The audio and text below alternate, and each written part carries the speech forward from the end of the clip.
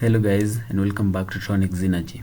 So last time we did an AND gate and we said for the LED to light up, both A and B, input A and B had to be on in order for the LED to access ground and light up.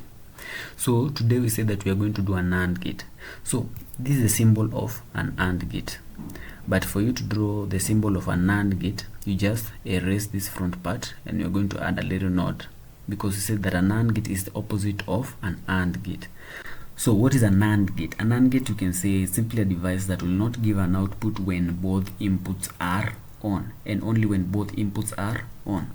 As you can see here, we say that for the AND gate to work, both inputs had to be on in order for it to give an output.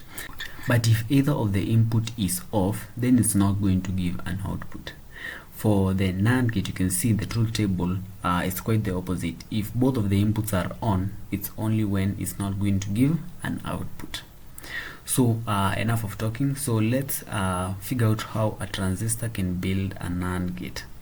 So I'm going to start building there. This is a power supply. We're going to require two transistors just like the AND gate, only that this time around the position of the LED will be different. So last time we kept the LED between the power supply and the first collector, but this time around we're going to take it from the first collector and it will have its own path to ground. So we're going to put a resistor, then connect to ground. So as you can see in this illustration, this circuit resembles a NAND gate. As you can see in the truth table, this bottom part, the only time the LED will not light up is when both inputs are on. And why is this?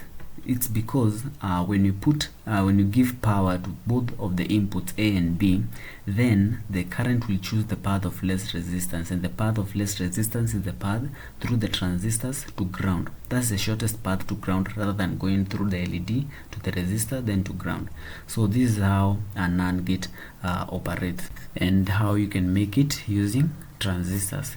So next time we are going to look at OR gate, and from there we can move on to other complex logic gates like XNOR, OR, and exclusive NOR.